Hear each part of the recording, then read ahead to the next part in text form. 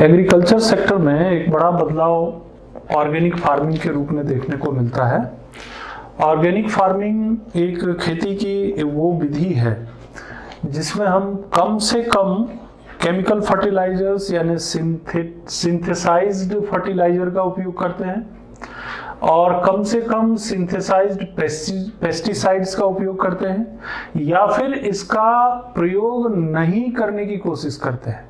यानी खेती की वह विधि, that way of farming in which we have minimum और no use of synthesized fertilizer and synthesized pesticides. तो एक चीज ये ध्यान रखना है कि ऑर्गेनिक फार्मिंग के दौरान हमें इस तरह के सिंथेसाइज्ड फर्टिलाइजर यानी जो रासायनिक खाद है उनका प्रयोग नहीं के बराबर करना है या नहीं करना है। इसी तरह से जो रासायनिक जो हमारे पेस्टिसाइड्स हैं, कीटनाशक हैं, उनका प्रयोग या तो बिल्कुल नहीं करना है या फिर मिनिमम, न्यूनतम से न्यूनतम करना है।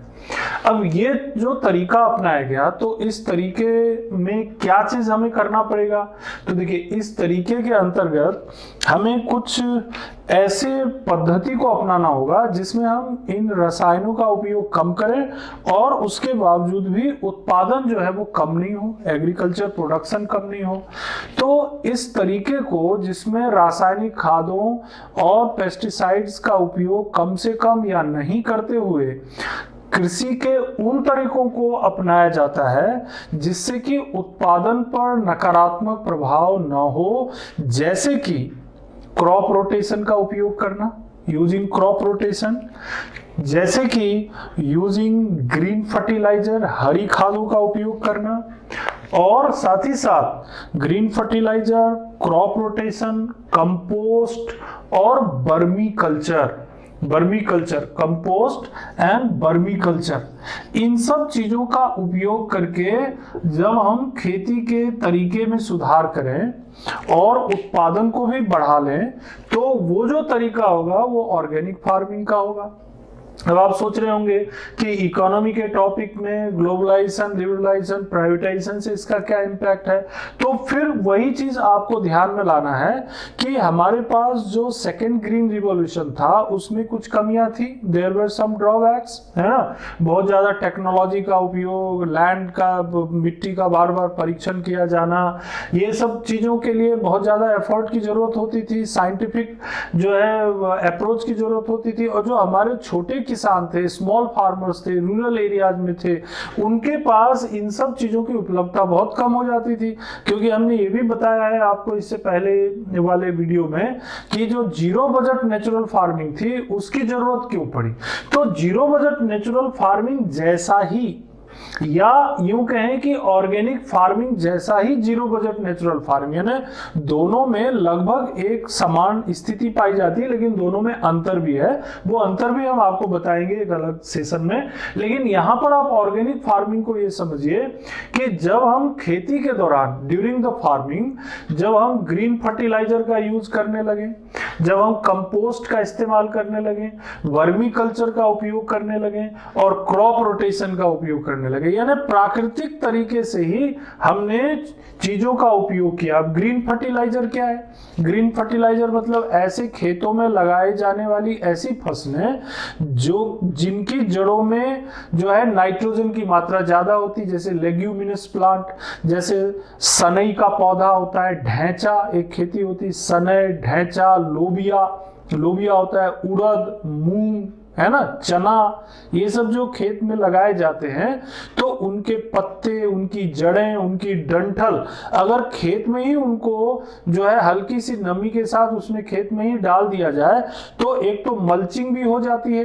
खेतों में नमी और वाष्प की मात्रा भी बनी रह जाती है, और साथ ही साथ उसकी जड़ों में जो लेग्यूमिन यानी जो नाइट्रोजन की मात्रा रहती है, वो खेत में जो नाइट्रोजन की उपलब्धता है उसको मेंटेन रखती है। तो देखिए, ग्रीन फर्टिलाइजर हो गया, मतलब फर्टिलाइजर, आपको केमिकल फर्टिलाइजर बाहर से लाने की जरूरत नहीं है, ग्रीन फर्टिलाइजर का इस्तेमाल कर लिया आपने। क्रॉप रोटेशन में भी इसी चीज का उपयोग होता है कि अगर आपने किसी खेत में अभी इस साल गेहूं की खेती की है तो अगले वर्ष जब आप खेती करें या अगली फसल लगाएं तो वो भी गेहूं ना लगाएं, कोई ऐसी फसल लगाएं जो मिट्टी की उर्वरकता को मेंटेन रख सके। यानी कि अगर आपने इस साल गेहूं लगाया तो अगले साल चना लगा लीजिए, उसके अगले साल मसूर लगा लीजिए, उसके अगले साल फिर गेहूं लगा लीजिए। क्रॉप रोटेशन, फसल चक्र का इस्तेमाल करना, इसकी भी एक पूरी वैज्ञानिक विधि है, एग्रीकल्चर के सेशन में हम उसे भी देखेंगे। तो उसकी जो पूरी विधि है उसको अगर आप समझ जाएंगे तो एक सिंपल उदाहरण के लिए मैंने बताया कि क्रॉप रोटेशन से भी भूमि की, लैंड की जो प्रोडक्टिविटी होती है वो मेंटेन रह जाती है। तो ये भी एक फायदा हुआ कि भाई आपने क्रॉप रोटेशन किया, ग्रीन फर्टिलाइजर का उपयोग किया। अब अभी तक हमने रसायनों का उपयोग नहीं किया है या मिनिमम किया है। अब बचा ये कि कंपोस्ट, तो कंपोस्ट इसलिए क्योंकि देखिए हमारे यहाँ गांव में, रूरल एरियाज में, दूर दराज के क्षेत्रों में क्या होता है कि लोग गाय भी पालते हैं, भैंस भी, बैल भी, हल चलाने के लिए बैल भी पालते हैं, भैंस भी रखते हैं, तो बकरियां भी होती हैं, और भी कुछ जो पेट एनिमल्स होते हैं वो सब ग्रामीण रूरल एरियाज में पाए जाते हैं। अब उनसे निकलने वाले जो मल मूत्र है, जो कचरा है, जो घरों में जो सब्जियां इस्तेमाल करते हैं, सब्जी के छिलके हैं, पत्ते हैं बहुत सारे, तो वो सब एक कचरे के रूप में फेंक देते हैं, गंदगी फैलाते हैं। अब यहाँ पर क्या किया हमने, उसका भी उपयोग कर लिया, उन सब चीजों को एक जगह इकट्ठा कर लिया और कुछ प्रोसेस से, एक पर्टिकुलर प्रोसेस से उसको क्या कर लिया हमने, सड़ा लिया, है ना। गोबर, यूरिन, जो गाय का या भैंस का जो भी यूरिन होता है, गोबर, कचरा, उन सबको मिला करके एक जगह गड्ढे में हमने रखा और 3-4 महीनों में नमी के साथ, पानी के साथ क्या हो जाता है, वो एक कंपोस्ट बन जाता है, खाद बन जाता है। अब जब हम उसे खेत में डालेंगे तो खेत में जो है आपका नाइट्रोजन की मात्रा, फास्फोरस की मात्रा, कैल्शियम की मात्रा, पोटास की मात्रा मेंटेन रहेगी। तो आपको देखिए फर्टिलाइजर भी बन गया, वर्मी कल्चर। बर्मी यानी जो केचुए होते हैं, जिसको किसानों का मित्र भी कहा जाता है। बर्मी, जो केचुए होते हैं ना, अपने आप में क्या करते हैं, जो मिट्टी को जो एब्सॉर्ब करते हैं और प्रोसेस करके जब वो मिट्टी को बाहर निकालते हैं, उस मिट्टी में सभी मिनरल्स, खासकर कैल्शियम, फास्फोरस, नाइट्रोजन, सब एक बैलेंस मात्रा में रहता है, तो खेतों को उपजाऊ बना देते हैं। तो वर्मी कल्चर का उपयोग कर सकते हैं, यानी कि खेतों में जो है केंचुओं का उपयोग कर सकते हैं। तो आपको बाहर से फर्टिलाइजर लाने की जरूरत नहीं पड़ी, आपने क्रॉप रोटेशन के माध्यम से खेत की जो उर्वरकता है, फर्टिलिटी को, उसे मेंटेन रखा। ग्रीन फर्टिलाइजर का उपयोग करके, यानी खेतों में ही उपजाए जाने वाले विभिन्न जो फसल थे उसी को खेत में आपने इस्तेमाल कर लिया। जो गांव में, घरों में जो कचरा था, गंदगी थी, उसको कहीं भी फेंकने के बजाय आपने इकट्ठा कर लिया, तो गांव में बीमारी भी कम हुई, बीमारियां भी कम फैली, मक्खियां भी कम पैदा हुई, मच्छर भी कम पैदा हुए और खाद बन गया, कंपोस्ट बन गया। तो ऑर्गेनिक फार्मिंग में जो रूरल एरिया में उपलब्ध चीजें हैं, ग्रामीण क्षेत्रों में जो उपलब्ध चीजें हैं, या ऑर्गेनिक फार्मिंग करने वाले जो किसान हैं, वो अपने इर्द गिर्द आसपास की चीजों का उपयोग करके ही खेती में उत्पादन को बढ़ा लेते हैं। ये जो तरीका है इसे हम ऑर्गेनिक फार्मिंग कहते हैं। फिर अब देखिए, अब इसकी जो शुरुआत हुई, अगर ऑर्गेनिक फार्मिंग की आप बात करेंगे तो वैसे तो ये बहुत पुराना तरीका है, लेकिन एक व्यवस्थित प्रयास के रूप में मध्य प्रदेश में 2001-2002 में ये 313 गांवों में शुरू किया गया था। लगभग हर विकास खंड में एक जो है विलेज, एक गांव ऐसा था जिसको ऑर्गेनिक फार्मिंग के लिए रखा गया था। तो ऑर्गेनिक फार्मिंग की शुरुआत विधिवत रूप से, एक साइंटिफिक तरीके से मध्य प्रदेश में शुरू हुआ। 2005-6 तक जाते जाते इससे जो फायदा हुआ किसानों को, तो एक से दूसरे, दूसरे से तीसरे किसानों ने इसको अपनाना शुरू किया, गांव ने अपनाना शुरू किया, तो 3131 गांव तक फैल गया ये 2005-6 तक। ठीक, तो आप देखिए यहाँ पर एक तरफ जहां पर सेकेंड ग्रीन रिवॉल्यूशन 2000 में हमने उसको बढ़ावा दिया, वहीं दूसरी तरफ खेती के एक नए पैटर्न का भी विकास हुआ। एक तरफ जहां जीरो बजट नेचुरल फार्मिंग जो है वो डेवलप हो रहा था, वहीं दूसरी तरफ ऑर्गेनिक फार्मिंग भी विकसित हो रहा था। तो ये सब कहीं ना कहीं जो हमने दूसरे देशों की जो एग्रीकल्चर के पैटर्न को देखा और समझा, जो संभव हुआ, और हमारे यहाँ ग्लोबलाइजेशन, प्राइवेटाइजेशन और लिबरलाइजेशन की कि जो पॉलिसी हमने अडॉप्ट की जिससे विभिन्न देशों के बीच संपर्क बढ़ा, हर सेक्टर में बढ़ा, चाहे वो बैंकिंग हो, इंश्योरेंस हो, इंडस्ट्री हो, एग्रीकल्चर हो, स्टॉक मार्केट हो, तो एग्रीकल्चर सेक्टर में ये सब चेंजेस जो है उस कॉन्टेक्ट का एक परिणाम भी माना जा सकता है। उसमें से कुछ चीजें हमें लगा कि ये बेहतर है तो वो भी हमने सीखा, और कुछ चीजें लगा कि हमारे यहाँ की जो पद्धति थी वो पुरानी पद्धति ही अच्छी थी। जैसे जीरो बजट नेचुरल फार्मिंग इसीलिए आया, जिसको मैंने पिछले वीडियो में आपको बताया है कि वो हमारे ट्रेडिशनल तरीके अच्छे थे जिसमें खर्चा भी कम होता था और उत्पादन भी बेहतर होता था और किसानों पर कर्ज का बोझ भी नहीं पड़ता था, तो उस तरीके को अपना लिया। और यहाँ पर ऑर्गेनिक फार्मिंग में हमने ये देखा कि हमारे गांव में घरों में इतना कचरा है, गंदगी है, सब्जियों के छिलके हैं, अनाज के जो एक फसल उपजाते हैं उसके डंठल पड़े हैं, क्यों नहीं उसका उपयोग किया जाए? तो उसका भी उपयोग हो गया। आप देखिए यहाँ पर मध्य प्रदेश में 2005-06 तक 3130 गांव इससे संबंधित हो गए, और इसको लेकर के इससे पहले ही 2002 में एक सेमिनार भी हो चुका था भोपाल में इसको लेकर के एक सेमिनार हुआ ऑर्गेनिक फार्मिंग को लेकर। किस लिए? तो ऑर्गेनिक फार्मिंग को कैसे बढ़ाया जाए, कैसे डेवलप किया जाए, क्योंकि ये नेचुरल तरीके का उपयोग करके उत्पादन के बढ़ाने पर ध्यान केंद्रित कर रहे थे। तो इससे जो है ऑर्गेनिक फार्मिंग को काफी बढ़ावा मिला इस कॉन्फ्रेंस के बाद, और 2005-06 में मध्य प्रदेश में ही इसका काफी विकास हो गया। इसके अलावा भारत के दूसरे राज्यों में भी इसकी जो लोकप्रियता है, पॉपुलैरिटी है, वो बढ़ती चली गई। क्यों? क्योंकि इसमें कई फायदे थे। फार्मर्स को भी फायदा हो रहा था कि भाई हमारे भूमि की जो उर्वरकता है, लैंड की जो फर्टिलिटी है वो कम नहीं हो रही थी, बढ़ रही थी। क्यों? क्योंकि हम कंपोस्ट का उपयोग कर रहे थे, वर्मी कंपोस्ट यूज कर रहे थे, खेतों में जो दालों की खेती हो रही थी उसी से हम खेत को उपजाऊ बना ले रहे थे। तो क्या हुआ? लैंड फर्टिलिटी बढ़ रही थी। इसके अलावा इरिगेशन गैप भी बढ़ा था, मतलब बहुत ज्यादा सिंचाई करने की जरूरत नहीं पड़ रही थी। अब मान लीजिए सिंचाई में भी तो बहुत खर्चा होता है, तो इरिगेशन का भी कम हो गया, इरिगेशन बहुत ज्यादा सिंचाई करने की जरूरत नहीं पड़ रही थी। इसके अलावा हमारा जो फर्टिलाइजर, जो केमिकल फर्टिलाइजर पर जो डिपेंडेंसी थी वो भी कम हो रही थी। केमिकल फर्टिलाइजर पर मान लीजिए यूरिया खरीदना है या पोटास खरीदना है, वो हमारा कम हो रहा था। तो केमिकल फर्टिलाइजर पर निर्भरता कम हो रही है, जो इरिगेशन का गैप है वो भी बढ़ रहा है, लैंड की फर्टिलिटी बढ़ रही है, और जब खर्चा कम हो रहा है और उत्पादन बना हुआ है तो अल्टीमेटली क्या हो रहा है? Increase in income of farmers. तो ये भी एक चीज देखने को मिल रहा है, और पर्यावरण को भी नुकसान कम हो रहा है। क्यों? अब देखिए फायदे, किसानों को अलग फायदा हुआ, पर्यावरण को क्या फायदा हुआ कि जो हम बहुत ज्यादा जब सिंचाई की जरूरत होती है तो हम बोरिंग भी बहुत ज्यादा करते हैं। मान लीजिए ऐसा कोई क्रॉप लगाया जिसमें बार बार पानी डालने की जरूरत है, इरिगेट करने की जरूरत है, तो हम बोरिंग भी करेंगे, तालाब से भी पानी खींचेंगे, नहर का भी उपयोग करेंगे। अब यहाँ पर तो पानी की जरूरत ही कम पड़ रही है, तो आप देखिए वाटर टेबल मेंटेन रहेगा। केमिकल फर्टिलाइजर का कम यूज कर रहे हैं तो पॉल्यूशन भी कम हो रहा है। ठीक है, फायदा हो रहा है, यहाँ पर पर्यावरण को भी फायदा हो रहा है। इसके अलावा जो कचरा, गंदगी जो घरों में रहता था, प्याज के छिलके, आलू के छिलके, टमाटर के छिलके, सड़े गले फल, है ना, और सब्जियां, गोबर, पेड़ पौधों से संबंधित जो वेस्ट जो निकलते हैं, वो जो हमारे गाय भैंस बकरियां पालते हैं उनका जो वेस्ट निकलते हैं उसका भी यूज हो गया।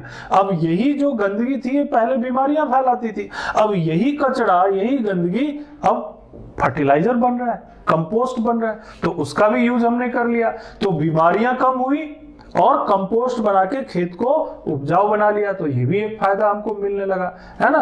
वर्मी कंपोस्ट जरूर एक कठिन काम था, लेकिन ये एक रोजगार का साधन बन गया। बहुत सारे ग्रामीण क्षेत्रों में लोगों ने केंचुए पालन की अपनी कंपनियां खोली, दुकानें खोली, ऑर्गेनाइजेशन बनाया, और किसान वहां से जो है केंचुए या केंचुए द्वारा जो जनरेटेड मिट्टी थी वो खाद के रूप में खरीदते थे और खेतों में डालते थे। तो एक तो केंचुए का उपयोग हो गया, है ना, ये जो किसान मित्र इसीलिए बोलते हैं इसको। और दूसरा, खेत की नेचुरल तरीके से उर्वरकता बढ़ गई, तो आपको बाहर से फर्टिलाइजर का इस्तेमाल कम करना पड़ा। तो यहाँ पर प्राकृतिक रूप से भी फायदा हुआ, पॉल्यूशन कम हो गया, वाटर पॉल्यूशन, सॉइल पॉल्यूशन कम हुआ, है ना। और जो हमने चीजें प्रोड्यूस की उसमें जो है पेस्टिसाइड्स का कम उपयोग किया, तो जो जानवरों के लिए, मनुष्यों के लिए जो हानिकारक रसायन थे उसका भी उपयोग कम हुआ। तो कुल मिलाकर के सबको फायदा यहाँ पर एनवायरमेंटल जो है लाभ मिल रहा है। मिट्टी को क्या फायदा हुआ? देखिए, मिट्टी की उर्वरकता को मेंटेन रखना सस्टेनेबल एग्रीकल्चर की जरूरत है। तो सस्टेनेबल एग्रीकल्चर के लिए हम क्या कर रहे हैं? कंपोस्ट का इस्तेमाल कर रहे हैं, क्रॉप रोटेशन का उपयोग कर रहे हैं, और साथ ही साथ जो हरी खाद, ग्रीन जो मैन्योर्स हैं उनका उपयोग कर रहे हैं। तो फायदा क्या हो रहा है कि सस्टेनेबल जो लैंड है, जो वो उसकी जो उर्वरकता है वो सालों साल वैसी बनी हुई है। और जो जब ग्रीन फर्टिलाइजर यूज करते हैं, हरे खादों का उपयोग करते हैं, तो क्या होता है, जमीन पर वो मल्चिंग का काम भी कर जाते हैं। तो मल्चिंग का भी फायदा मिल जाता है। तो उससे जमीन की जो उसका जो इरोशन है, उसका जो अपरदन है, जो उपजाऊ जो वाला जो हिस्सा है वो कम से कम इरोशन होता है, तो उसका भी लाभ हमें मिल जाता है। तो ऑर्गेनिक फार्मिंग अपने आप में एक बहुत बड़ा जो है लाभदायक प्रोसेस बन गया, और उससे किसानों को, प्रकृति को, मिट्टी को, सबको लाभ मिलना शुरू हुआ। इसीलिए तो कई राज्यों ने अपने आप को ऑर्गेनिक स्टेट घोषित कर दिया। जैसे सिक्किम जो है, इसने अपने यहाँ लगभग 75,000 हेक्टेयर लैंड पर जो है इसी की खेती शुरू की, और जिसका फायदा ये हुआ कि ये भारत का अपने आप में पहला ऑर्गेनिक स्टेट डिक्लेयर हो गया कि भाई यहाँ के जो किसान हैं अधिक से अधिक ऑर्गेनिक रूप से खेती कर रहे हैं। तो ये एक एडवांटेज हमारे, और बाकी राज्यों में भी इसकी धीरे धीरे इसकी जो लोकप्रियता है ये बढ़ती जा रही है, और उसका लाभ भी लोगों को मिल रहा है। ठीक है। और इससे जो उत्पादित जो सामान थे, ऑर्गेनिक प्रोडक्ट जो हुए, जो सामान बाजारों में आए, चाहे वो दालें हो, चाहे चना हो, चाहे गेहूं हो, है ना, जो भी सब्जियां हो, फल, उसकी डिमांड भी बढ़ी, क्योंकि उसमें प्राकृतिक रूप से, मतलब हमारे स्वास्थ्य के लिए हानिकारक तत्व नहीं थे या कम से कम पाए जाते थे। तो उनकी मार्केट वैल्यू भी बढ़ी, उनकी बाजार में कीमतें भी उनको ज्यादा मिली, तो इसका लाभ भी किसानों को मिला। तो ये सब जो फायदा ऑर्गेनिक फार्मिंग का दिखा, इसके कारण इसका एरिया भी अलग अलग जगहों पर बढ़ने लगा, अलग अलग क्षेत्रों में किसान इसको जो है अपनाने लगे। अब इसमें देखिए एक और फायदा क्या हो रहा है, इसमें recycling of crop residues, recycling हो रहा है। जो क्रॉप फसल का जो कचरा है, मान लो गेहूं उपजाया और उसकी जो कचरा है, यानी कि उसकी जो डंठल है, उसका आप उपयोग कर ले रहे हैं। मान लीजिए उड़द खेत में लगा हुआ है, उड़द जो है खेत से बाहर आ गया, उसकी फली जो है आपने निकाल ली, दाने निकाल लिए, तो अब क्या होगा, वो उड़द का जो कचरा खेत में लगा हुआ उसका भी यूज होगा, मूंग का जो कचरा लगा वो भी यूज होगा। तो ये अगर मान लीजिए तुअर लगाया हुआ है, तो तुअर का जो पत्तियां हैं, डंठल है, तुअर जो है अपने आप में वो भी खेत को उपजाऊ बनाते हैं, तो उनका उपयोग होने लगा। ये भी एक रिसाइकलिंग की प्रोसेस हो गई एग्रीकल्चर प्रोसेस में। लेग्यूमिनस प्लांट्स का अच्छा यूज होने लगा, है ना, और रेन वाटर हार्वेस्टिंग वगैरह भी इस्तेमाल करने लगे। तो रेन वाटर हार्वेस्टिंग का मतलब ये हुआ कि जो पानी, जो बारिश के समय में जो पानी इकट्ठा हुआ, उसको प्रॉपर वे में इस तरीके से हम इस्तेमाल करते हैं कि एक तो वाटर टेबल यानी पानी का जो स्तर है वो भी मेंटेन रहे, और जरूरत पड़ने पर पानी का उपयोग भी हो गया। तो रेन वाटर हार्वेस्टिंग भी यूज हो गया, रेन वाटर कंजर्वेशन भी हो गया, है ना। और साथ ही साथ चूंकि हमको ये समझ में आया कि भाई हम इस तरीके से ऑर्गेनिक फार्मिंग कर सकते हैं, हमें बहुत ज्यादा बाहर से फर्टिलाइजर या केमिकल्स या पेस्टिसाइड खरीदने की जरूरत नहीं है, लेकिन इसके लिए हमें चाहिए गोबर, इसके लिए चाहिए हमें काउ यूरिन, इसके लिए हमें चाहिए जो और भी जो एनिमल से रिलेटेड जो चीजें निकलती हैं। अब उसके लिए इन्होंने क्या किया, एनिमल इंटीग्रेशन, यानी खेती के साथ साथ उन्होंने गाय भैंस पालना भी शुरू कर दिया। तो उसके दूसरे भी कई फायदे मिले। अब बैल है तो खेती में भी काम आने लगा, हल जोतने में काम आने लगा। गाय है तो दूध भी मिलने लगा, और साथ में उनका जो वेस्ट है, उनका जो डंग है, उनका जो यूरिन है, ये कंपोस्ट बनाने में काम आने लगा। तो जो हमारा ट्रेडिशनल एग्रीकल्चर सिस्टम था, जो हमने पहले किसी टाइम में पढ़ा, जो प्राचीन काल में जो खेती की पुरानी पद्धति थी, वो फिर से एक बार जागृत हुआ। और इससे खासकर जो हमारे छोटे किसान थे, छोटे जगहों पर जहां पर बहुत ज्यादा सरकारी लाभ, गवर्नमेंट बेनिफिट्स वगैरह नहीं मिल पा रहे थे, जहां पर बहुत ज्यादा टेक्नोलॉजी का इस्तेमाल नहीं हो पा रहा था, जिन किसानों के पास कम से कम खेती के संसाधन उपलब्ध थे, उन किसानों को इन ऑर्गेनिक फार्मिंग, यानी कि एनिमल का यूज, कंपोस्ट का यूज, केचुए का इस्तेमाल, rain water harvesting, recycle of the residues of crop, इन सब का इस्तेमाल करके उन्होंने अपनी आय भी बढ़ाई, सस्टेनेबल एग्रीकल्चर भी को भी बढ़ाया, और साथ ही साथ जो है पर्यावरण को भी नुकसान होने से बचाया।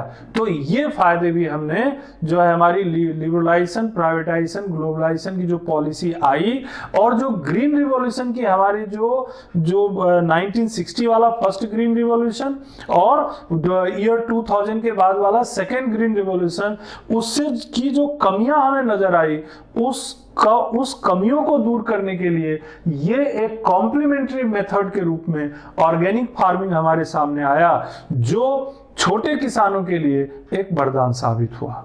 धन्यवाद।